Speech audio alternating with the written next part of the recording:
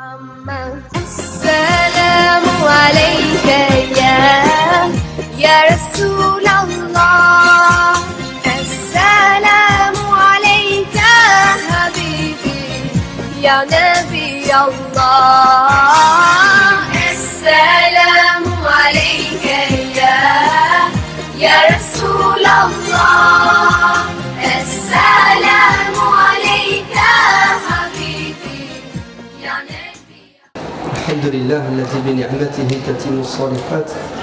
الحمد لله الذي هدانا لهذا وما كنا لنهتدي لولا ان هدانا الله. أفضل الصلاة وأتم التسليم على سيدنا محمد وعلى آله وصحبه أجمعين. السلام عليكم ورحمة الله وبركاته. Depuis les premiers temps de l'islam, une polémique a vu le jour qui est la suivante: la place de la raison dans la religion. Ça va créer d'ailleurs un mouvement qu'on appellera le mouvement Mu'tazila, qui vont être taxés de rationalistes, c'est-à-dire des savants musulmans qui mettent la raison au-dessus de tout et qui disent que si ce n'était la raison, on ne pourrait même pas croire en Dieu. Et ils n'ont pas tort, car il n'est pas demandé à celui qui n'est pas doté de cette faculté, c'est-à-dire celui qui est fou, de croire ni de pratiquer parce qu'il n'entend pas et ne comprend pas. Seul l'être humain doué d'intelligence est invité à se soumettre à Dieu en liberté. Mais est-ce que la raison est suffisante pour croire en Dieu et suivre la religion? Il est évident que non. C'est pour cela que Dieu a envoyé des prophètes avec la révélation et le wahy pour pouvoir éviter les dérives. Car la raison, elle a beau être magnifique, belle, superbe, tout ce que vous voulez, elle est limitée parce que la raison n'est que le fruit de l'analyse. Et l'analyse ne se fait que parce qu'il y a de la matière à analyser, c'est-à-dire un savoir et des connaissances. Et vous savez tous que les connaissances que l'on assimile passent par nos 5 sens. Et vous savez aussi que les 5 sens ont des limites, puisque nos 5 sens qui transmettent les connaissances à la raison, on va appeler ça le disque dur, ont des limites. Lorsque la raison fait son travail, le résultat ne pourra être que relatif. C'est pour ça que les êtres humains divergent, ne sont pas d'accord. Si la raison était parfaite, les résultats seraient toujours les mêmes chez tout le monde. Alors, Dieu nous demande de croire en pensant et en réfléchissant et en adhérant à la révélation qui n'est qu'un garde-fou pour nous empêcher de nous égarer. C'est pour cela, écoutez bien, il y a un consensus, ijma'. Tous les savants musulmans sont d'accord pour dire que la révélation, al-wahy, le Coran et la Sunna, ne sont pas venus contredire la raison. En d'autres termes, Dieu ne nous demande pas de croire en quelque chose qui est contraire à la raison. De même que Dieu ne nous demande pas de faire quelque chose qui est contraire à la raison et au bon sens. Entre la raison et la révélation, il y a une relation harmonieuse. La raison et la révélation s'entendent. En fait, elles sont 2 sœurs siamoises qu'on ne peut pas séparer. Dieu ne dit-il pas plusieurs reprises dans le Coran: Afala ta'qilun, n'allez-vous pas raisonner, n'allez-vous pas cogiter? Pourquoi? Parce que celui qui cogite va emprunter le chemin qui mène à Dieu.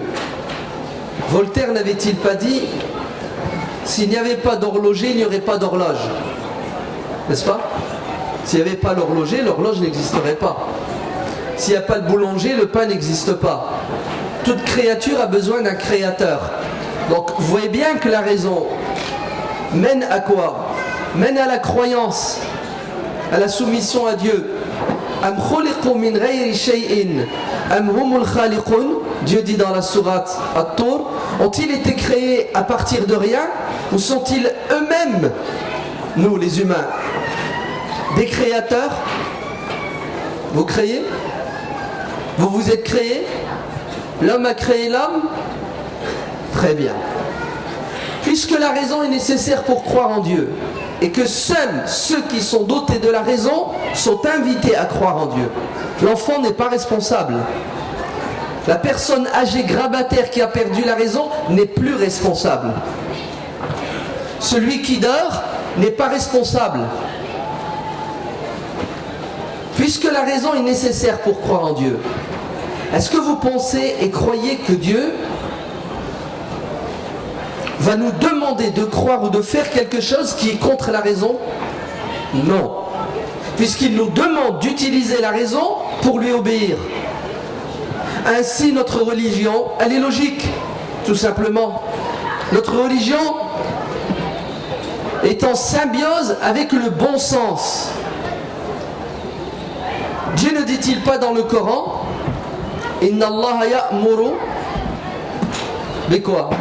Bil adl wal ihsan wa ita'i dil qurba wa yanha 'anil fahsha wal munkari wal baghi. Allez, Dieu n'ordonne que les bonnes choses. Dieu ne nous demande pas de faire quelque chose qui n'est pas bon, quelque chose qui est mauvais, quelque chose qui est munkar. Vous entendez le terme que le Coran utilise? Munkar. Munkar veut dire quoi? Quelque chose qui est repoussant, quelque chose que la nature humaine n'accepte pas par réflexe. A l'inverse, Dieu nous demande de faire tout ce qui est bon, tout ce qui est utile, ce qui est ma'rouf. Ça veut dire quoi ma'rouf? Ce que tous les êtres humains normalement constitués acceptent. Ainsi, notre religion, c'est la religion de l'équilibre, c'est la religion du bon sens, c'est la religion du bien-être. D'ailleurs, quel est l'objectif de la religion? C'est le suivant: permettre à l'être humain, en lui donnant les outils de la raison et de la révélation, de réaliser son bonheur et son bien-être sur terre et dans l'au-delà. L'imam Shatibi, Abu Ishaq, dit: l'objectif de la religion, c'est de permettre à l'être humain d'être heureux. Ainsi, Dieu ne va pas nous interdire quelque chose qui est bon et utile. De même qu'il ne va pas nous demander de faire quelque chose qui est inutile et qui est dangereux et mauvais pour notre santé physique, intellectuelle, psychologique, etc., etc. C'est pour cela, notre religion elle est tellement logique que même ce qui est interdit parce qu'il est mauvais devient autorisé et obligatoire quand nous n'avons pas le choix. L'alcool, vous êtes d'accord qu'il est interdit parce qu'il est mauvais? Allez, il est mauvais parce qu'il y a plus de bien que de mal. Non, le contraire. C'est bien, vous êtes concentré. Il y a plus de mal que de bien. Wa ithmuhuma akbaru min naf'ihima. D'ailleurs, ce verset du Coran, il est magnifique. Quand les compagnons ont questionné le prophète sur l'alcool, les boissons enivrantes, allez, c'est halal, c'est haram. Prophète, dis-nous s'il te plaît, on fait quoi avec cette boisson? On continue à boire ou on arrête? La réponse de Dieu est la suivante. Vous savez quoi? Qul fihima ithmun kabirun wa manafi'un linnas. Il y a du bien dans l'alcool et il y a du mal. Vous voyez comment notre religion elle est logique? Dieu n'a pas dit l'alcool est mauvais à 100%. Parce que ça serait faux. Dans l'alcool, il y a du bien. Dans l'alcool, il y a des intérêts pour l'humain. Mais regardez comment Dieu nous apprend à quoi? À faire la part des choses. Il nous dit, il y a du bien, il y a du mal. Le mal étant plus important que le bien, la logique et le bon sens nous poussent à quoi? à s'en priver, à l'interdire et à le condamner, l'alcool. Dieu vient de nous donner une méthodologie pour analyser tout ce qui se passe sur terre. Le plus, le moins. 2 cases. S'il y a plus de moins que de plus, c'est haram. Parce que c'est mauvais, c'est pas utile, c'est dangereux. À titre personnel ou à titre communautaire. À court, moyen ou long terme. Sur terre ou dans l'au-delà. S'il y a plus de positifs que de négatifs, marhaban, bienvenue. Parce qu'il y a une utilité pour l'être humain. Vous voyez comment il faut penser, réfléchir à la religion? Ainsi, Dieu nous renvoie vers quoi? Il nous renvoie vers le bon sens, vers la raison, vers la logique. Parce que le but de la religion n'est pas que l'on souffre. La religion n'est pas un fardeau que l'on doit porter. Mais elle est une délivrance, une libération pour que l'on puisse, comme l'a dit Abu Ishaq al-Shatibi, réaliser Sa'adatud Darain, le bonheur dans les 2 demeures, celle d'ici-bas et dans l'au-delà. Et tout l'islam tourne autour de ces 2 principes, de ces 2 objectifs. Daf'ul mafasid et jalbul masalih. Allez, tout l'islam tourne autour de ces 2 principes. Rejeter tout ce qui est mauvais, dangereux pour l'être humain et aller vers tout ce qui est bon et utile pour l'humain. Vous avez vu comment notre religion, elle est simple, elle est logique, elle n'est pas compliquée. Ça, c'est le premier point. Le deuxième point, c'est que malheureusement, écoutez bien, malheureusement,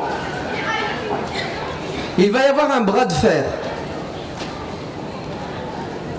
dès les débuts de l'islam entre 2 tendances.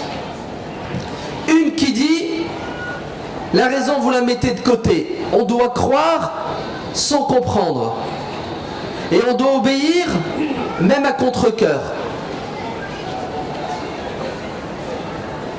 Et on met en avant une parole authentique de l'imam Ali ibn Abi Talib alayhi salam qui dit: si la religion c'était une question de logique, allez, si la religion, pour la comprendre et la mettre en pratique, il fallait raisonner, alors dites-moi pourquoi notre religion nous demande, quand nous faisons nos ablutions et que nous gardons nos chaussures, nos chaussettes, nous passons notre main mouillée au-dessus et non pas en dessous.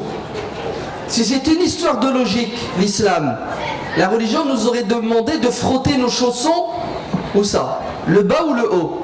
Le bas, parce que c'est le bas qui se salit et non pas le haut. Donc puisque la religion nous a dit de frotter le haut, donc c'est plus une histoire de logique, c'est une histoire d'obéissance et tu dois suivre, que ça soit logique ou non, que tu aies compris ou non. Vous avez compris? Ça vient de contredire tout ce que je viens de dire depuis tout à l'heure, n'est-ce pas?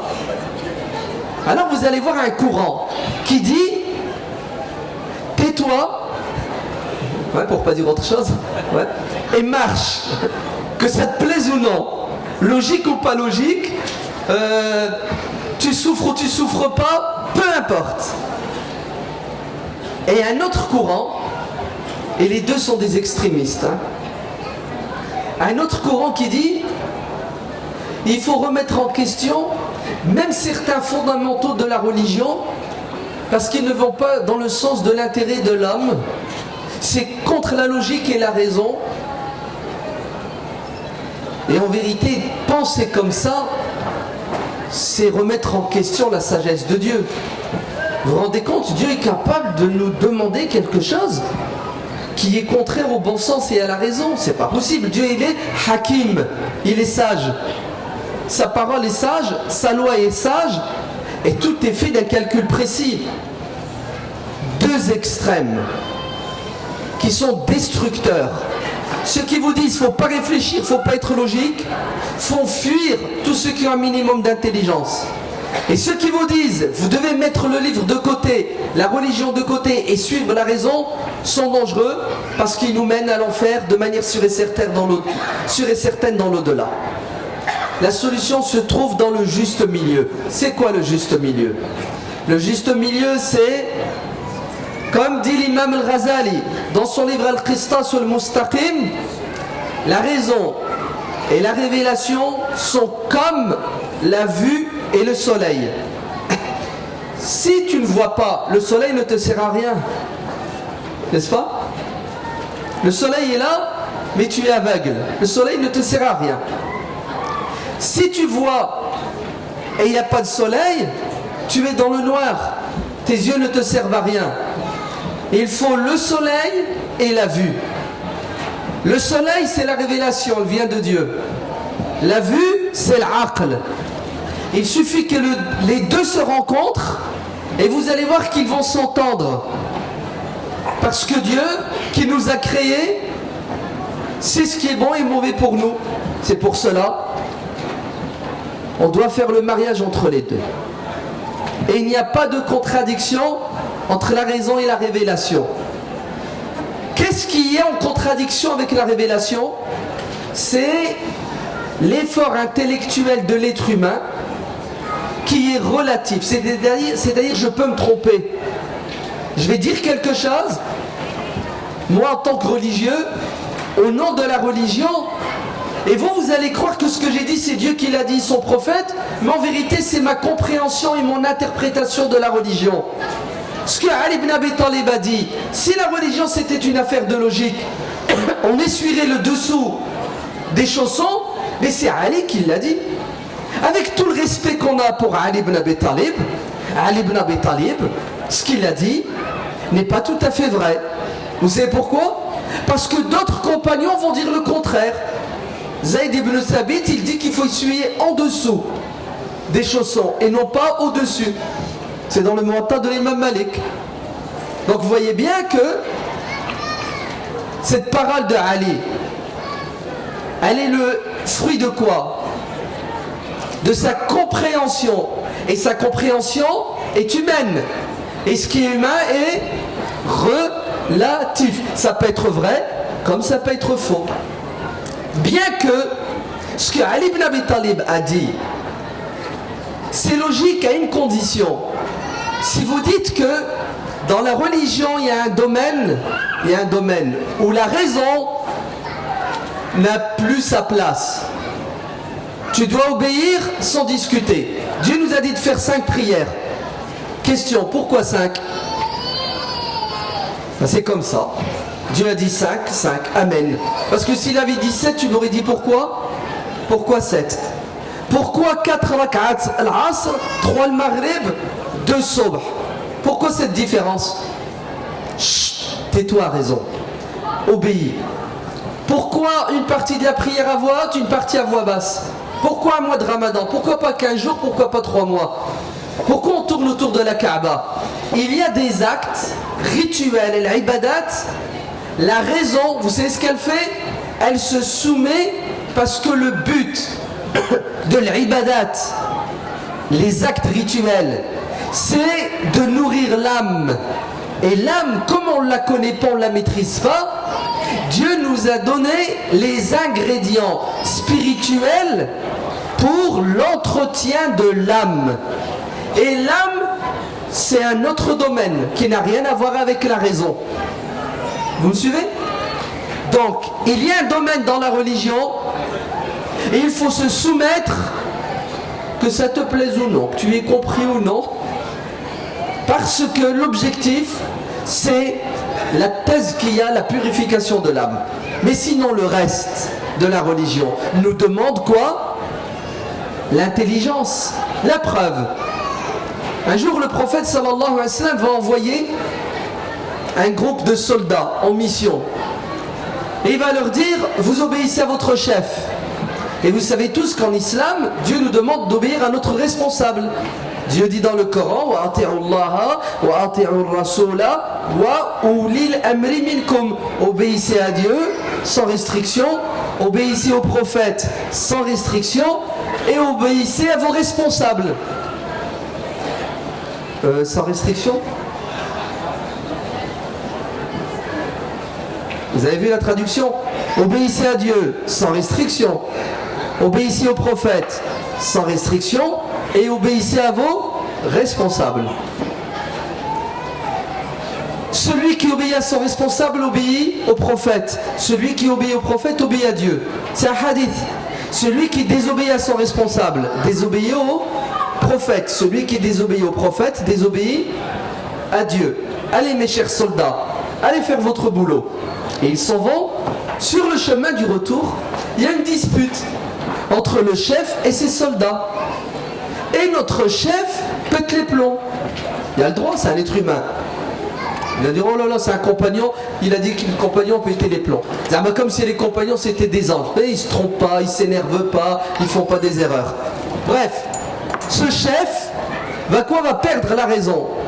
Et vous savez ce qu'il dit à ses soldats? Ramassez du bois. Allez me chercher du bois. Il ramasse du bois, il faut un tas de bois immense. Il sort son briquet et il allume un feu. Et il leur dit, jetez-vous dans le feu. Je vous ordonne, en tant que chef, de vous jeter dans le feu parce que le prophète vous a dit de m'obéir. Obéissez. Et si vous n'obéissez pas à monsieur, moi le chef, vous irez en enfer. Le hadith est dans le Bukhari. Dans une version qui se trouve chez l'imam Ahmed ibn Hanbal, le plus jeune d'entre eux, le plus jeune, hein. Bon, hein, les jeunes ils sont beaucoup dans la logique, dans la raison, dans la critique. C'est une qualité, gardez-la s'il vous plaît. D'accord? Ne soyez pas des moutons de panurge, sinon le mec il va vous mettre dans le feu. Le plus jeune d'entre eux, vous savez ce qu'il fait? Il prend la parole et il lui dit, on s'est converti à l'islam pour éviter l'enfer. Et toi tu nous demandes de nous jeter dans le feu sur terre. Moi là je t'obéis pas. Je continue pas ma traduction. Je t'obéis pas. Va faire ailleurs. Il rentre à Médine. Le chef va porter plainte contre ses soldats. Ça s'appelle une mutinerie, non? Désobéissance civile. C'est pire, c'est militaire. Normalement, direct. Le prophète va écouter. Il va écouter le chef et il va écouter les soldats. Il faut toujours écouter avec deux oreilles. Hein. Jamais une. Sinon vous allez vous faire arnaquer par celui qui fait le miskin et qui pleure. Et une fois que le prophète a écouté les deux témoignages, les deux versions, il va se tourner vers qui? Vers le chef pour le condamner? Non. Il se tourne vers les soldats et il leur dit, si vous lui aviez obéi, vous seriez en enfer jusque la fin des temps. Si vous lui aviez obéi, vous serez resté en enfer jusqu'à la fin du monde. Parce que si vous lui aviez obéi, vous auriez commis un péché. La ta'ata illa fil ma'ruf. Point d'obéissance, sauf si ça va dans le bon sens. Vous avez compris la logique? Qu'est-ce qui les a sauvés? Qu'est-ce qui a sauvé ce groupe de soldats? C'est la raison. S'ils avaient suivi le texte, ils seraient en enfer. Puisque le texte dit obéissez à vos chefs. Mais le bon sens et la logique leur a dit attends, on obéit au chef tant qu'il nous ordonne quelque chose qui est bon, qui est utile. Mais s'il me demande de faire quelque chose qui est contre les piliers, les fondements, les objectifs de la religion, je vais le faire. Ça va pas, non? T'as beau être qui tu veux, je ne t'écoute pas. C'est pour cela. Il faut aimer Dieu, il faut aimer son prophète, il faut aimer l'islam, il faut aimer les musulmans, mais d'un amour raisonné et intelligent. Sinon vous allez tomber, vous savez dans quoi? Vous allez tomber dans le suivisme, vous allez suivre bêtement le premier gourou qui vous parle au nom de Dieu et de son prophète. Le premier savant déguisé, ouais, parce qu'il y a un habit, hein, et l'habit ne fait pas l'imam, Allah yahdikum. Attendez, je sais qu'on est dimanche, mais... Hein? Ouais, mais bon, elle s'est convertie à l'islam, l'expression. Ouais. Vous allez vous égarer. Pourquoi vous allez vous égarer? Parce que votre amour de la religion votre sincérité naïve va faire que vous allez suivre celui qui va vous dire jetez-vous dans le feu. Vous allez suivre celui qui va vous dire de faire quelque chose qui est contre la raison, qui est contre votre intérêt, qui est contre le bon sens. Notre religion nous enseigne l'esprit critique. Vous entendez? Et c'est comme ça que le prophète éduque ses compagnons. Un jour, le prophète sallallahu alayhi wa sallam,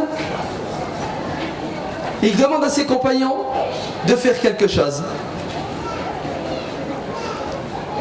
Il leur dit, la Mecque est un territoire sacré. Et il va définir les limites du territoire sacré, ce qu'on appelle al-haram. Et dans cette zone naturelle, vous n'avez pas le droit de couper les arbres. Vous n'avez pas le droit de chasser les animaux. Vous n'avez pas le droit, vous n'avez pas le droit, vous n'avez pas le droit. Toute une série d'interdits. Et Dieu vous interdit de faire tout cela. Il y a un compagnon qui lève la main qui s'appelle Al-Abbas ibn Abdul Muttalib, son oncle. Et vous savez ce qu'il lui dit? Prophète, s'il te plaît, on veut bien se soumettre, on accepte tous les interdits, mais s'il te plaît, laisse-nous quand même couper les arbres, al-idkhir, parce qu'on a besoin du bois pour nos forgeries et on a besoin des feuilles pour faire un médicament pour les yeux. Et le prophète dira, très bien, tout est interdit sauf ça parce que vous en avez besoin. Vous avez vu la logique et le bon sens?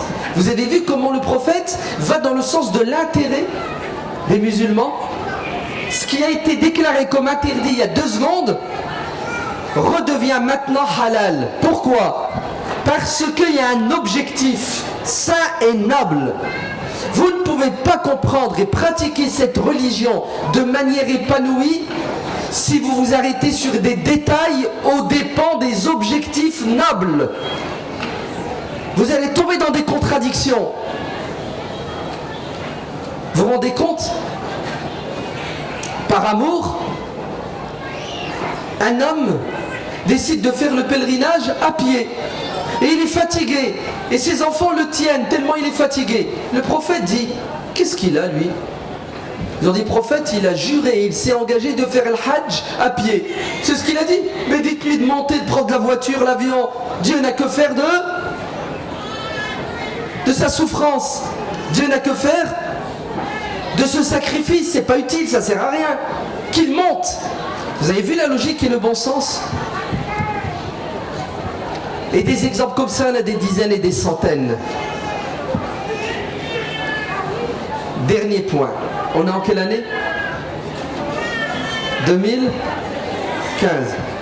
On est en France, le pays de qui? Descartes. C'est ça? Hein, on est cartésien. C'est comme ça qu'on se définit. Nous sommes les enfants de qui? De Pascal, de Voltaire? Très bien. Est-ce que c'est possible en 2015 d'avoir une compréhension de l'islam? Écoutez bien, en France, en Occident, qui heurte la raison? En fait, c'est pas possible et ça ne doit jamais exister ni en France ni ailleurs de tout temps. Mais en France, dans le pays de Descartes, scander au nom de la religion des vérités, des pseudo-vérités religieuses et spirituelles, c'est un crime. C'est un crime. Vous savez pourquoi? Parce que vous allez faire fuir toute personne qui a un minimum d'intelligence. De quoi? De la religion. Moi, il faut des exemples pour comprendre. Non? On y va? Je mets les pieds dans le plat. Vous savez pourquoi? Parce que je ne vois pas pourquoi les autres seraient libres de dire ce qu'ils veulent au nom de la religion et nous, on devrait s'auto-censurer pour éviter de heurter et de blesser les autres alors que c'est notre religion qui est prise en otage par des gens qui se foutent de la gueule de la raison. Vous entendez? Qui écœurent non pas des non-musulmans de l'islam, mais même des musulmans de l'islam. voulez-vous?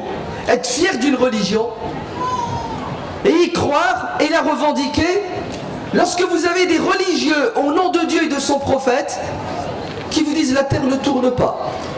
C'est le soleil qui tourne autour de la terre. Et la preuve que la terre ne tourne pas et que c'est le soleil qui tourne autour, c'est que Dieu a dit dans le Coran, et il vous sort un verset du Coran bien entendu qu'il va interpréter dans le sens de quoi? La terre ne tourne pas, c'est le soleil qui tourne. C'est grave quand même, non? Vous imaginez un astrophysicien? Non, vous imaginez un enfant en CM2. Ouais. Il y a un imam qui vient et qui lui dit, chez nous musulmans, dans notre Coran, il est écrit que la terre ne tourne pas. Cet enfant de CM2, il dit quoi? Il réagit comment? Il dit, mais vous êtes fous, musulmans, la terre ne tourne pas? Mais il vous manque une case ou quoi? Vous vivez où? Sur terre? Vous êtes à quelle époque? Nous, ce problème, on l'a réglé avec Copernic, vous vous souvenez? Mais le pire, c'est pas que la terre ne tourne pas au nom du Coran, c'est que la terre ne tourne pas au nom de la logique. Car dit-il, si la terre tournait, c'est la terre tournée, et que tu décolles, tu sais, tu prends un avion, tu montes. Par exemple, en France, on va aller en Chine. Ben, si la terre tourne, jamais tu n'arriveras à atteindre la Chine, puisque la terre tourne. Donc la Chine, elle se sauve. Tu sais, toi, tu vas vers la Chine et la Chine se barre. Vous avez compris? Hein, elle tourne comme ça. Toi, tu es là. Tu fais ça. Et la Chine, elle fait quoi? Elle s'en va. Et l'avion, il tourne. Vous avez vu votre réaction? Ah oui, ça fait rire. N'est-ce pas? Pourquoi ça vous fait rire? Tellement c'est bête et stupide. Écoutez bien ce que je vous dis. Vous, ça vous fait rire. Est-ce que vous savez que ce sont des savants qui parlent, des savants musulmans, des savants qui ont la dégaine, qui parlent en arabe, au nom de Dieu et du prophète? Est-ce que vous savez que les médias occidentaux ont repris cette démonstration religieuse et rationnelle de ce savant musulman pour se moquer de l'islam et des musulmans en disant regardez les musulmans, leur niveau intellectuel, leur niveau rationnel. Le prophète sallallahu alayhi wa sallam dit, il y a parmi vous, il parle de qui? De ses compagnons en premier et de nous en second. Des gens qui font fuir les autres de la religion. Il y a parmi nous des musulmans, peut-être sincères, bien intentionnés, qui font fuir de la religion. Comment est-ce qu'ils font fuir? Pas à cause de leur bon comportement uniquement, mais à cause d'une compréhension de la religion moyenâgeuse, erronée, irrationnelle, stupide, risible. La preuve, vous avez rigolé, vrai ou faux? Ouais, je sais ce que vous allez dire. Hein, il est en train d'insulter. Vous avez vu? Il a dit stupide et risible. Mais comment ne pas sortir de ces gonds quand vous voyez que notre religion est jetée en pâture? Et on se moque d'elle. Au nom de quoi? Au nom de la barbe et du foulard et de la robe. Au nom de titres. Mais le problème, ce ne sont pas des religieux qui ont pris en otage l'islam à cause de leur interprétation bédouine, moyenâgeuse. Le problème, ce sont les musulmans qui acceptent de suivre et de prendre comme référence ce type de pseudo, de quart, de demi-savants. Et aujourd'hui en France, notre jeunesse vire dans l'irrationalité. On a là-bas une tente. Elle est là-bas. Elle est là-bas. Bref, elle est quelque part ici. Elle s'appelle le Conseil européen de la fatwa et de la recherche, qui a pour objectif d'être au service des musulmans d'Europe, pour apporter des réponses à leurs questions, pour résoudre leurs problèmes religieux et tout ce que vous voulez. Et notre jeunesse, au lieu de s'adresser à des savants qui connaissent le contexte, qui connaissent le milieu, qui connaissent la communauté, qui connaissent notre pays, la France, qui ont tous les paramètres pour apporter des réponses intelligentes, religieuses, notre jeunesse va sur la toile, interpelle des savants du désert, qui ne savent même pas que la terre tourne. Vous entendez? Qui prétendent que la terre est plate. Qu'est-ce que ça va donner comme résultat? Une femme n'a pas le droit de conduire. C'est haram. Et vous savez pourquoi c'est haram? Est-ce que vous savez pourquoi? D'après le grand cheikh des grands chouyours, la femme n'a pas le droit de conduire. Parce que si elle s'assoit, elle prend le volant, écoutez bien, elle est dans une posture telle que ses ovaires ne vont plus fonctionner comme il se doit, elle va devenir stérile. Je vous annonce, chère femme qui conduisez, un malheur qui va vous frapper dans peu de temps, la stérilité. Abandonnez le volant et laissez-vous conduire par ces ignares. Et vous allez voir ce qui va vous arriver. Et c'est ça qui empoisonne l'islam de France et d'Occident. Une compréhension, une interprétation, une pratique de la religion irrationnelle. Je vais vous le dire autrement, bête et stupide.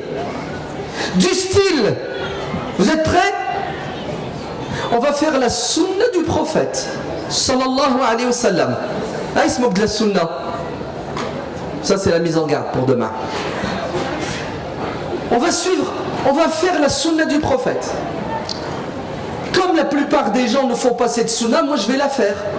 Comme ça, moi j'aurai le privilège d'avoir fait une sunna que les gens ne font plus. C'est ça? Pas mal, hein? Top 50. J'ai fait la sunna. Vous êtes nuls, vous n'aimez même pas le prophète. Le prophète sallallahu alayhi wa sallam a dit dans un hadith, entre nous le hadith il n'est pas authentique, mais on va le rendre authentique parce que c'est à la mode. Vous savez quoi? Celui qui ressuscite une sunna qui a disparu aura la récompense de 100 martyrs. Oh punaise, il ne faut pas le dire deux fois. On aime tellement notre prophète. C'est quoi la sunna? S'il te plaît, dis-moi une sunna que personne ne fait, je vais la faire, comme ça je vais avoir la récompense de 100 personnes. Non, 100 martyrs. Vous savez c'est quoi cette sunna que vous allez ressusciter? Écoutez bien, hein? On va faire la sunna du prophète, sallallahu alayhi wa sallam. On va aller à Médine et on va pratiquer notre religion. C'est quoi notre religion qu'il faut pratiquer? Excusez-moi, hein? Mais il faut taper dans la fourmilière parce que c'est trop grave. Ceux qui sont trop pudiques, sortez de la salle. Âme sensible, allez-vous-en. On va appeler les pompiers tout de suite. On va y avoir des gens qui vont s'évanouir. On va faire une sunna du prophète. C'est ça? Vous savez quoi? On va boire de la pisse de chameau. On va aller voir les chameaux. Vous pouvez me servir? Allez, Rabbi le petit. Bismillah. Masha'Allah. On a fait la sunna du prophète, sallallahu alayhi wa sallam. On a bu de l'urine de chameau. Vous faites quoi? Aujourd'hui, en 2015, avec le net, tout se sait, tout se voit. Punaise, c'est pas que je la bois la pisse de chameau, c'est que je m'enregistre et je diffuse. Résultat, c'est un minimum de bon sens, de raison, c'est un minimum de savoir-faire. Tu dis, Berk, ah, c'est dégueulasse. C'est quoi cette religion? On va où? Vous savez où on va? On va dans un mur. Astaghfirullah, on est déjà dedans. La preuve qu'on est dedans, écoutez bien, c'est que dans 2 mois, vous entendez, dans 2 mois, vous tous, excusez-moi, hein, vous tous ici, vous allez à nouveau vous faire déstabiliser. Par quoi? Par des gens qui vont dire, ben, le ramadan, il faut voir la lune. On ne l'a pas vu. Il faut attendre que l'Arabie le voie. C'est le bédouin, buveur de pisse. Ouais?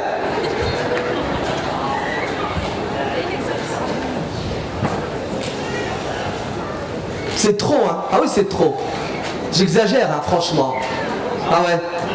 C'est ça qui me tue. Les bêtises et les stupidités des autres passent comme des lettres à la poste.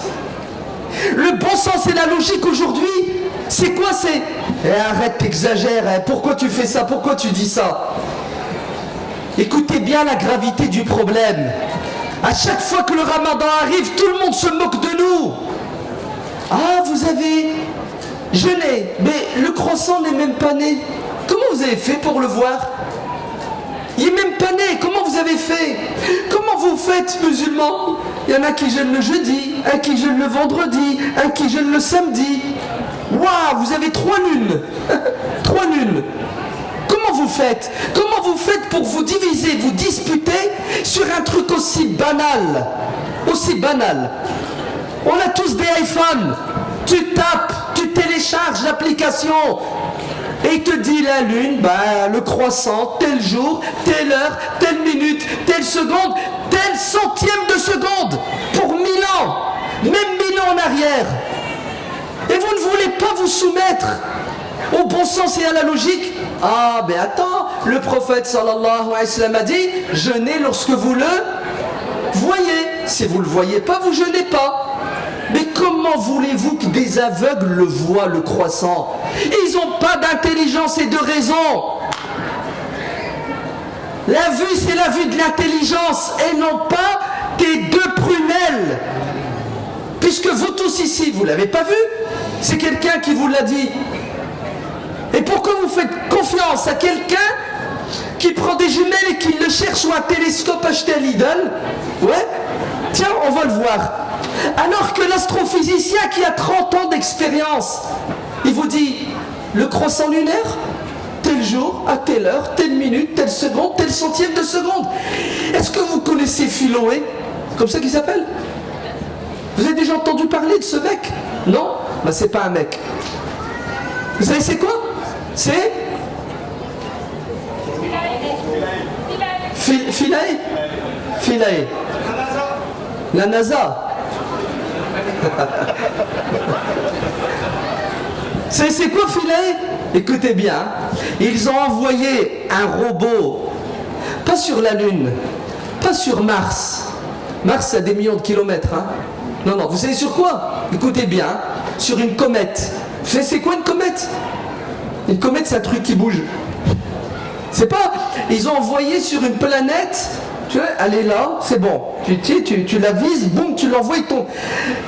Une planète qui bouge à des milliers de kilomètres heure, vous entendez? Qui se trouve à des milliards de kilomètres de la Terre. Ils t'ont envoyé, écoutez bien, notre robot, et il a atterri dessus. Est-ce que vous imaginez la puissance et la précision? Et nos musulmans, on va essayer de voir le croissant. Il faut des lunettes agrandissantes. Allah l'abim. C'est terrible. On n'est pas sorti de l'auberge. Le comble de tout, vous savez c'est quoi? C'est qu'il y a 15 jours, on nous a annoncé une sunna du prophète, sallallahu alayhi wa sallam, la prière de l'éclipse, vendredi matin à 10h39 secondes, 39 minutes 3 secondes. Je reçois le texto, vendredi matin 10h chez nous dans le nord, 39 minutes 3 secondes, l'éclipse. Je dis punaise, comment ils le savent? Comment ils savent qu'il y a une éclipse? Vous vous rendez compte? Ceux qui nous prennent la tête et qui nous disent ne suivez pas l'UOIF parce que l'UOIF ne suit pas la sunna. Oui, je ne suis pas la sunna qui me dit de boire de la pisse de chameau. Vous entendez? Parce que c'est ta compréhension de la sunna. C'est ta définition de la sunna. C'est pas la mienne. J'ai rien à voir avec toi. Je ne suis pas votre sunna qui me dit que ma femme n'a pas le droit de conduire. Je suis le Coran et la Sunna à la lumière de l'intelligence et de la science. Et il n'y a pas de contradiction entre le Coran, la Sunna, la science, l'intelligence, le bon sens et l'intérêt général de l'islam et des musulmans. Il y en a marre. On nous a déjà annoncé, ça fait 15 jours, il y a 15 jours, ils nous ont annoncé que le jour de doute serait, je ne sais plus, le 17 juin. C'est ça? Le 7 juin. Le 17. Le jour du doute, le 17. Arrêtez. Est-ce que vous vous rendez compte? Comment ils savent dans 2 mois le jour du doute? Normalement, le jour du doute, tu dois attendre la 2e quinzaine du mois pour le savoir. Comment ils le savent? Ils se basent sur le calendrier, c'est un calcul. Et pourquoi alors? Pour savoir le jour du doute, vous utilisez les calculs scientifiques.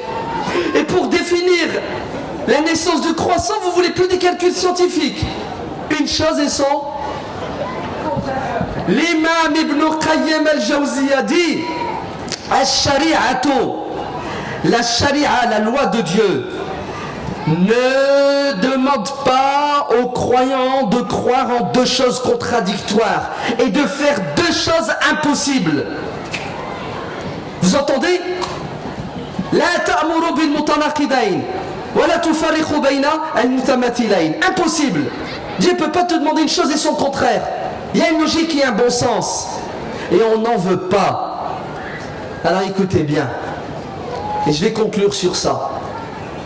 L'imam Ibn Qayyim al-Jawziyya, l'élève d'Ibn Taymiyyah, les vrais salafis, parce qu'ils étaient logiques et intelligents et savants. Vous savez ce qu'il dit? Il dit qu'il y a deux types de savants. Deux types de savants. Deux groupes. Et je vous demande maintenant de choisir votre groupe. On va faire un petit sondage. Vous êtes prêts? On va voter. Ah non, c'est haram de voter.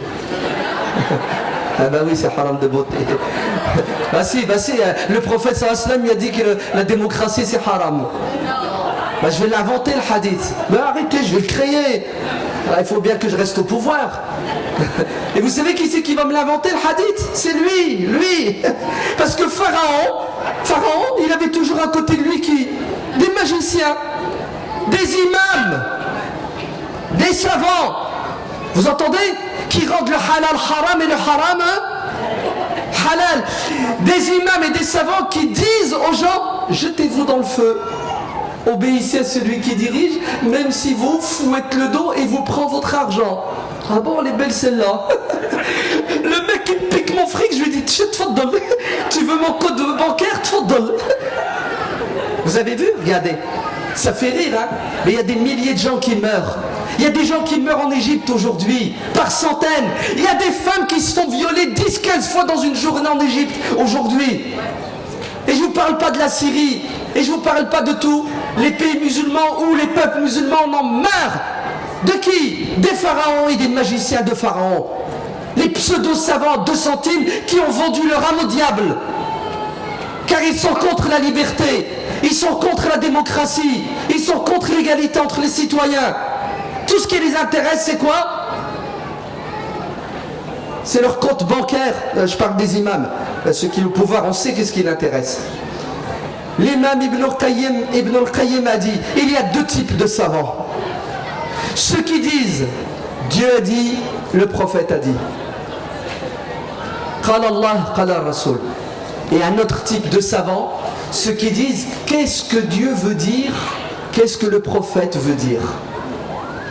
Levez la main.